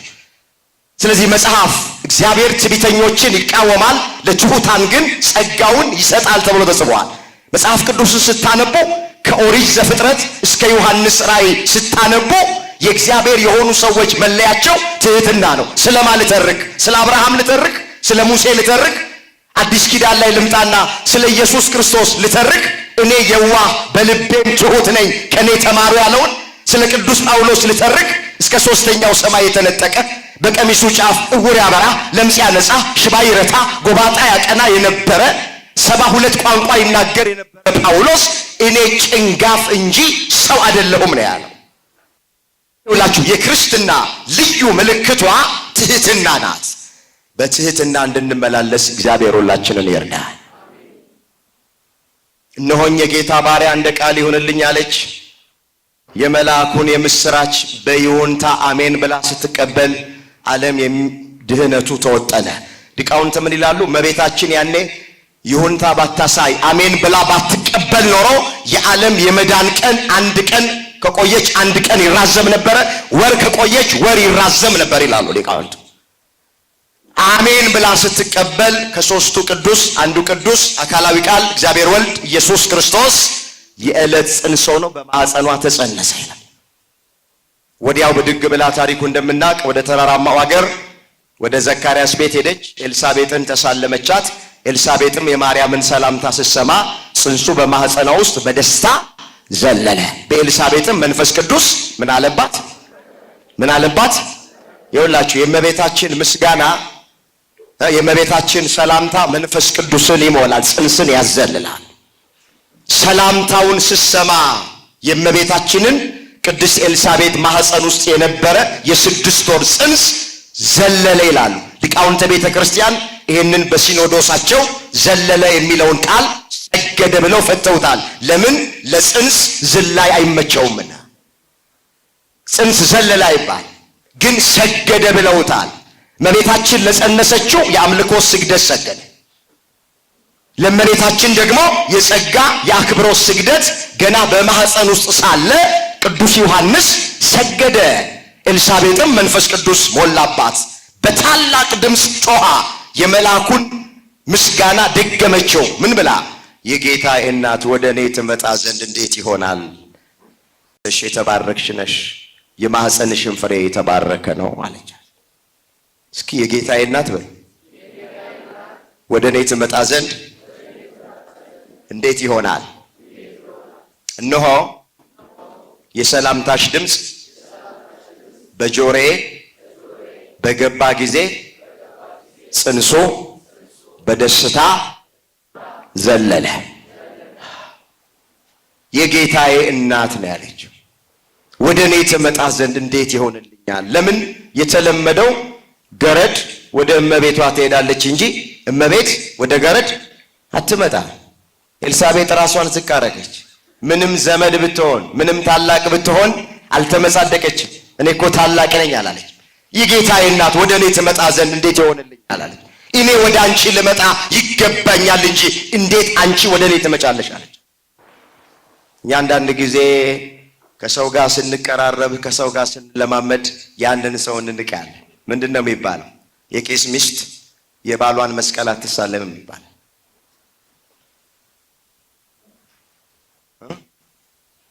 ለምን ይመስላችኋል? አሁን ከሌላ ቄስ እኮ ትሳለማለች፣ ግን ባሏ ስለሆነ አብሯው ስለሚወጣ ስለሚገባ የቅርቧ ስለሆነ የቄስ ሚስት የባሏን መስቀል አትሳለም፣ ወይም በቅርብ ያለ ጸበል ልጥ ይነክሩበታል ይባላል። ኤልሳቤጥ ግን እንደዛ አላደረገችም። እኛ ብዙዎቻችን የሆነ ሰው እስክንቀርብ ነው በሩቅ የምንፈራውን ሰው ስንቀርበው ብዙዎቻችን እንደዚህ። ኤልሳቤጥ ዘመድም ብትሆን ታላቅም ብትሆን ምንድን ያለችው? የጌታዬ እናት ወደ እኔ ትመጣ ዘንድ እንዴት ይሆንልኛል አለች። ከዛ ምስጋናን አቀረበች። ዝቅ ብሎ ምን ይላል? ከጌታ የተነገረላት ቃል ይፈጸማልና ያመነች ብፅዕት ናት አለች። እስኪ ከጌታ በሉ። ድምጻችሁ አነሰ፣ ራባችሁ መሰለኝ። ከጌታ የተነገረላት ቃል ይፈጸማልና ያመነች ብፅዕት ናት። ዝቅ ብሎ እመቤታችን በርዕስነት ያነሳነውን ቃል ተናገረች። እነሆ ከዛሬ ጀምሮ አለች ትውልድ ሁሉ ብፅዕት ይሉኛል አለች። ይህን ሁሉ የተረክነው እዚህ ጋር ለመድረስ በአንዱ መልአክ በቅዱስ ገብርኤል በአንዲት እናት በቅድስት ኤልሳቤጥ ተመስግኜ አላበቃም። ከዛሬ ጀምሮ አለች ትውልድ ሁሉ፣ ትውልድ ሶስት ነው። ትውልደ ካም፣ ትውልደ ሴም፣ ትውልደ ያፌት ነው። ከዚህ ወጣ ትውልድ ብፅዕት ብሎ ያመሰግኑኛል አለች። እስኪ አንድ ሁለት ነገሮች ባለኝ አጭር ደቂቃ ውስጥ ተመልክተን ትምህርታችን እንጠቅላለን። ለምንድን ነው እመቤታችንን እኛ ኦርቶዶክሳውያን የምናመሰግናት? ወገኖቼ እመቤታችንን የምናመሰግንበት የመጀመሪያው ምክንያት በብሉይ ኪዳን የተጻፈውን አንድ ቃል አብነት አድርገን ቃሉ ምን ይላል? ጻድቃን ወይ በእግዚአብሔር ደስ ይበላችሁ፣ ለቅኖች ምስጋና ይገባቸዋል ተብሎ በመዝሙር 32 ቁጥር 1 ላይ ተመዝግቧል። እስኪ ጻድቃን ወይ በሉ። በእግዚአብሔር ደስ ይበላችሁ፣ ለቅኖች ምስጋና ይገባቸዋል። ቤተ ክርስቲያን እያለች ያለችው ለቅኖች ምስጋና የሚገባቸው ከሆነ ለቅኖች ከሚሰጠው የምስጋና ድርሻ ለእመቤታችን ይገባታል ነው ምንለው። የመጀመሪያው ድንግል ማርያምን የምናመሰግንበት ምክንያት ዳዊት የተናገረውን ቃል ይዘን ነው። ሁለተኛ በአዲስ ኪዳን እመቤታችንን የምናመሰግንበት ምክንያት የእግዚአብሔርን ቃል የተናገሯቸውን ዋኖቻችሁን አስቡ ስለሚል ከሰማያውያን መላእክት መካከል ቅዱስ ገብርኤልን አብነት አድርገን ከምድራውያን አንስቶች መካከል እውነተኛ መንፈስ ቅዱስ ያደረባትን ቅድስት ኤልሳቤጥን አብነት አድርገን ድንግል ማርያምን እናመሰግናል። ራሷም እመቤታችን የተናገረችውን ቃል መሰረት አድርገን ምን የሚለውን በርዕስነት ያነሳነውና እነሆ ከዛሬ ጀምሮ ትውልድ ሁሉ ብፅዕት ይሉኛል፣ ቅድስት ይሉኛል፣ ንጽሕት ይሉኛል የሚለውን ቃል ይዘን እመቤታችንን እናመሰግናታለን። እስኪ አመስግኗት፣ ከፍ አድርጋችሁ እስኪ አመስግኗት። ለምንድን ነው የምናከብራት? እስኪ እንምጣለን። እመቤታችንን የምናከብርበት ምክንያቱ ምንድን ነው? ብዙ ምዕራፍና ቁጥር አልጠቅስም፣ አንድ ቃል ብቻ ነው የምናገረው። ወገኖቼ እመቤታችንን የምናከብርበት ምክንያቱ ምንድን ነው ስንል እግዚአብሔር አስቀድሞ ስላከበራት እኛም እናከብራታለን። እስኪ እግዚአብሔር በሉ።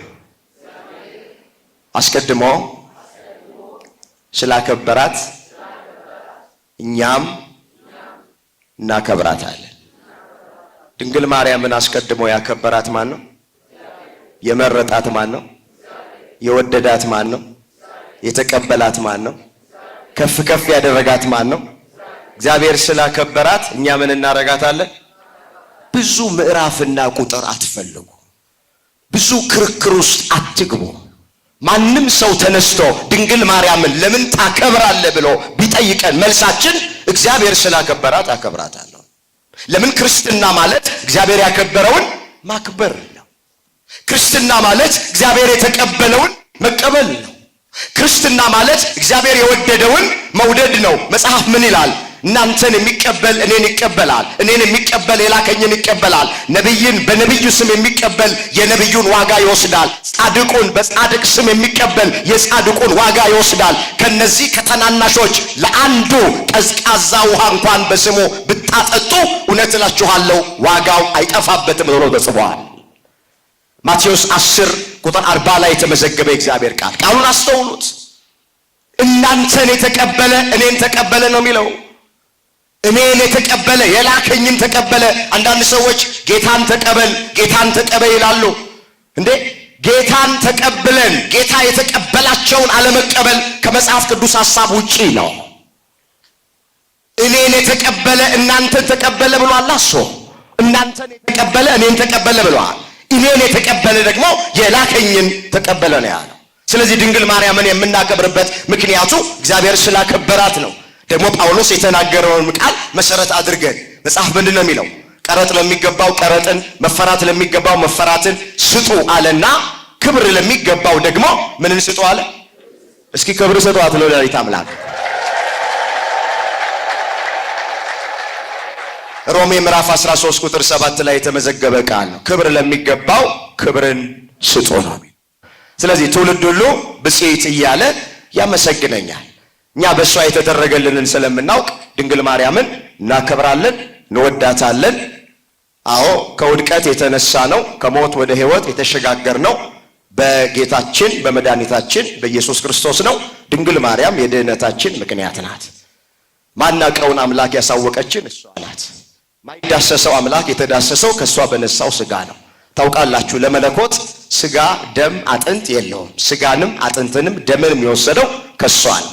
ስለዚህ ድንግል ማርያም መወጣጫ መሰላላችን ናት፣ መሸጋገሪያ ድልድያችን ናት፣ ከአምላክ መነጋገሪያ ቋንቋችን ናት፣ የባህሪያችን መመኪያ ናት።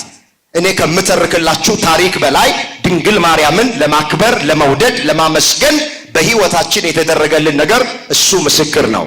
እስከ የተደረገላችሁ ከፍ አድርጋችሁ አመስግኗት።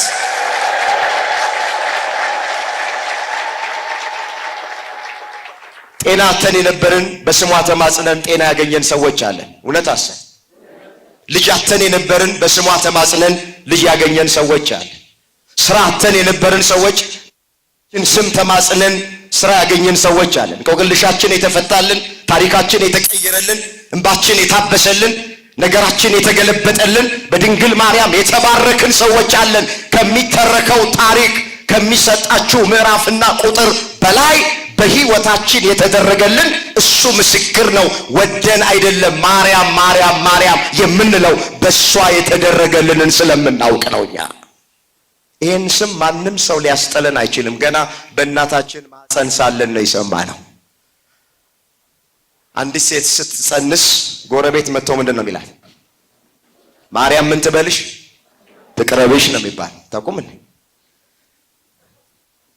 እሺ ስትወልድስ ምንድን ነው የምንለው? አራስ ቤት ስንገባ ጠይቀን ስንወጣስ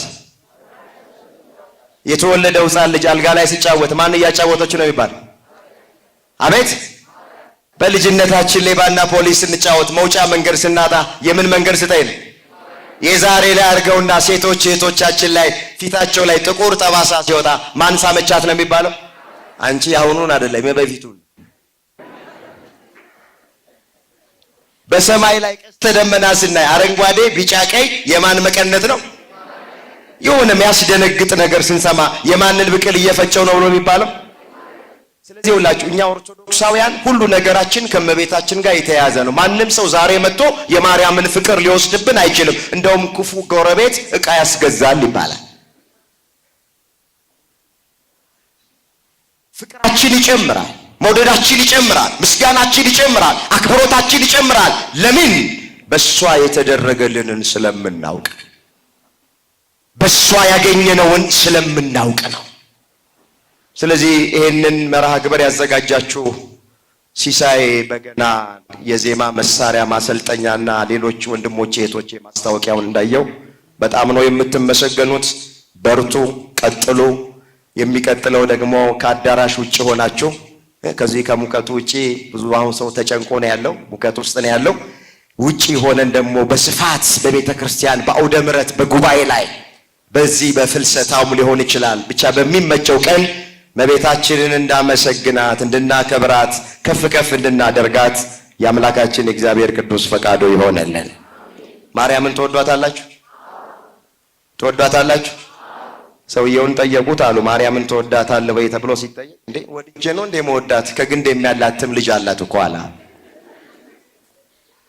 እኛ ከግንድ የሚያላትም ልጅ ስላላት ሳይሆን ቅድም እንዳለን በእሷ ያገኘነውን ስለምናውቅ አባ ሕርያቆስ እንደተናገረ የመጨረሻ ቃል ይሁን የተሰጠኝን ደቂቃ ጨርሻለሁ። ማርያም ሆይ እንወድሻለን፣ ከፍ ከፍም እናደርግሻለን። እውነተኛውን መብል አማኑኤልን እውነተኛውን መጠጥ መድኃኔ ዓለምን ወልደሽልናልና ነው። በቃ ጌታችን መድኃኒታችን ኢየሱስ ክርስቶስን ወልዳ በመስጠቷ ብቻ ድንግል ማርያም ትወደዳለች፣ ትከበራለች፣ ከፍ ከፍ ትደረጋለች። ጣዕሟን በአንደበታችን ፍቅሯን በልባችን ትሳልብን። ለአባ ሕርያቆስ፣ ለቅዱስ ኤፍሬም፣ ለቅዱስ ያሬድ፣ ለዜና ማርቆስ፣ ለባስልዮስ የተለመነች ወላዲተ አምላክ ለሁላችንም ትለመነን። ትውልድ ሁሉ ብፅዕት ይሉኛል። ይቆይ።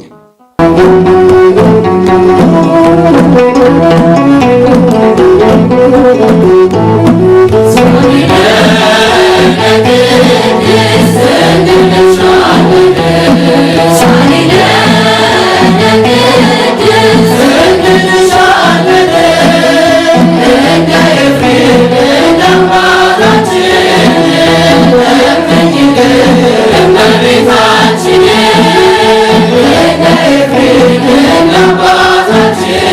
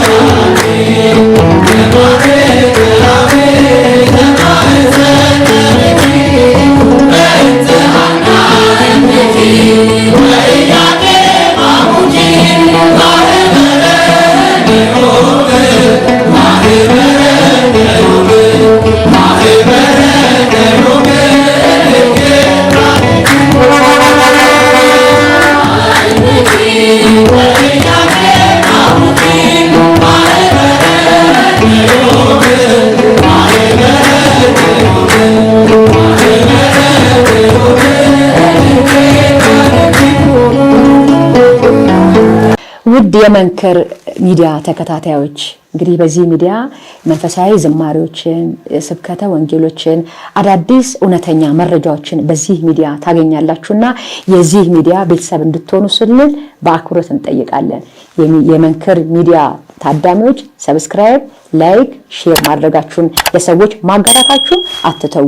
እናንተ የተጠቀማችሁበትን ለሰዎች አጋሩ። እናንተ መልእክት ያገኛችሁበትን ሰዎች ጋር እንዲደርስ አድርጉ። ይሄንንም የምታደርጉት ሰብስክራይብ፣ ላይክ፣ ሼር በማድረግ ነውና ለሁሉም ተደራሽ እንዲሆን ስል በትዕግስት ስም ጠይቃለሁ። መንክር ሚዲያ እኔም ሰብስክራይብ አድርጋለሁ፣ እናንተም አድርጉ።